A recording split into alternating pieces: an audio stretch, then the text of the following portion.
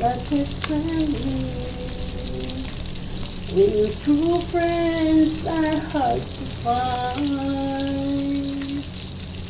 Yes, true friends are hard to find. Relate ka ba? Ayan guys. Babalik ka rin natin yan. I-swirl muna natin. I-swirl mo, Tita Wena. Ano? Hindi na ba nakadikit? Ayaw ko kasing ma-deform yung ating isda. Kaya, I am very, very careful. Mas masarap kasi ihain pag yung isda ay buo. Katulad niyan, oh. O, diba? Ang ganda ng pagkaprito. Ang ganda-ganda. Perfect, parang ikaw. Alam nyo guys, sa lahat ng bagay, ano man ang ginagawa ko, lagi ako nag-iingat. Kahit nung ako ay nagtatrabaho pa abroad, no? Kasi is pa yung pinagtatrabahuhan ko. I make it sure na yung ginagawa ko talagang may value at pakikinabangan ng mga client namin for long time. Hindi just for the meantime. Ganon din ako pag mag-alaga sa aking pamilya. I make it sure na lahat ng ginagawa ko magbubunga ng panghabang buhay para sa kanila. Kaya nagagalit ako guys. Nagagalit ako pag balaura ang trabaho. Gusto kong magtrabaho sila na katulad ng kung paano ako nagsakripisyo para sa kanilang lahat. Kahit sa pag-aalaga ng sarili nila guys, gusto kong alagaan nila ang sarili nila kung paano ko sila inalagaan. Ang ganda ng pagkaprito natin guys, o buong buo. O diba? Super beautiful. Ayan, meron pang isang babalik ta rin. Tita Wena, pagbutihin mo yan. Dapat hindi matanggal ang mata niyan. Sige nga, Tita Wena, kung talagang magaling ka. Nako, natanggal ang mata.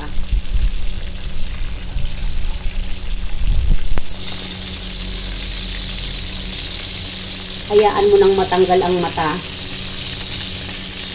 Parang katulad ng mga chismosa at nakikialam ng buhay ng may buhay. Dapat din sila ay tanggalan ng mata. Dahil marami silang nakikita na hindi nila dapat makita. Di ba, God? Viewers? Ayan guys, maluluto na ang ating isda. Ganda ng pagka-prito natin. And yes guys, ang lulutuin ko dyan ay 2 piraso lang. Malalaki yan guys eh. Malalaki siya at ang tataba pa. So ako ay mayroon pang natirang Bicol Express kaninang tanghali. So yun ang uulamin ko. So ito ay para sa Julian ko. 2 piraso lang ang lulutuin ko. At bukas ay gusto naman daw niya ay escabeche or sarsyado. So alam nyo guys, yung mga simpleng hiling ng aking alaga, no, I always obey what he likes. Kasi nakaka-healthy yun ang mentality ng bata. Nararamdaman ng bata na mataas yung importansya niya at napaka-importante nun bilang isang bata. Alam nyo guys, lagi kong pinapahalagahan yung mga bata. Kasi nung bata ako, hindi ko naramdaman yun eh. Kaya bumabawi na lang ako sa mga pamangkin ko at sa palaki ko. Yung mga anak ko kasi, nung lumalaki ng ganyan, nasa abroad ako. Kumbaga katulong ang nagpapalaki sa kanila. So kahit pa nga twice a day ako tumatawag, iba pa rin yung katulong ang nagpapalaki sa kanila. Ayan guys, tama na yan. Kunin na natin.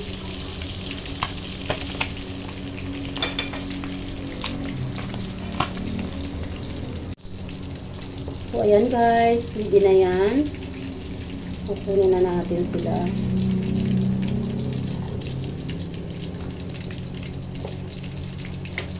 Patayin muna natin yung gas para hindi continuous na nagdi-dispense, para hindi kaagad na uubos yung ating gas. Ang mahal na ng gas guys, no, almost 1,000 na isang tangke. Ay nako, lahat ang mahal-mahal. Ang grocery everyday nagmamahal. Ang hindi na lang nadadagdagan yung pagmamahal sa'yo ng iyong kasintahan. Ay nako. Dapat yung pagmamahal sa kasintahan araw-araw nabuboast yan. Relate ka ba? Ayan guys, dito na rin tayo magigisa. Babawasan lang natin yung mantika. So ayan guys, at the same frying pan, binawasan lang natin yung mantika at dito na tayo magigisa. Una, ilagay natin ang ating young ginger. Nahiniwa natin ang maninipis na ganyan. Kunti lang talaga ang oil na kailangan natin.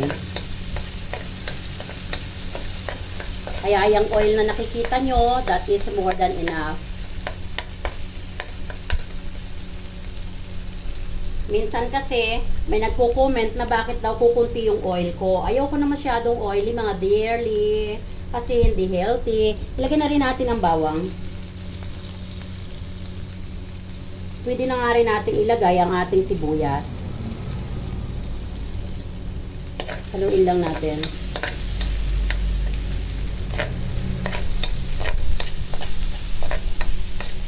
Bango. Ang bango-bango. Ayan.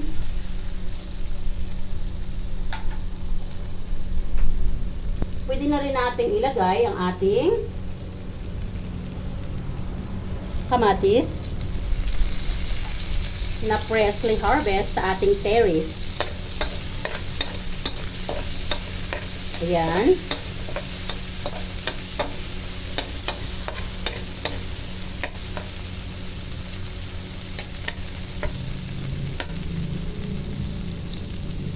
And now,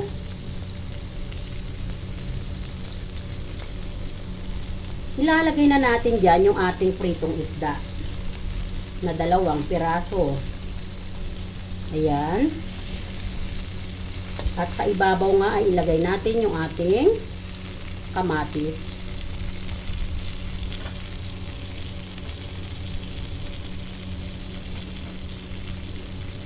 This time, pwede na tayo maglagay ng pamintang durog.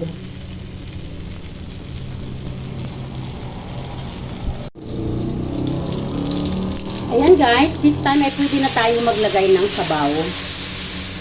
Ang usok. Pag ganito ang ulam, gustong-gusto ng aking Julia ng maraming sabaw. Paborito niya yan guys. And pwede na rin natin ilagay yung ating cubes. At the same time, pwede na nating lagyan ng pambalanse ng lasa, ang sugar. Ayan. Ayan guys. So dahil ang ating isda naman ay pritong-prito yan, hindi na natin kailangang hintayin na kumulong-kumulo. Kasi masyado ma-overcook yung isda. Pwede na natin ilagay ang ating pichay. At pagkalagay nga natin ng ating pichay, ay pwede natin takpan yan para mabalance ang pagkaluto ng ating pichay. Huwag nang haluin para wag ma-deform ang isda. At kunti lang po yan, after 1 minute, pwede na pong patayin yan. Ayan mga guys, for sure kumukulo na. Yes, kumukulo na. Ayan. At iibabaw lang natin yung ating isda. Kunin natin yung isda at ilagay natin sa ibabaw para hindi na siya masyadong ma-overcook. Ayan. Ayan guys. Nakaluto na tayo at this time ay pwede na nga po nating patayin ang apoy. Yes. Sarap ng ating luto. Ayan guys. That's more than enough.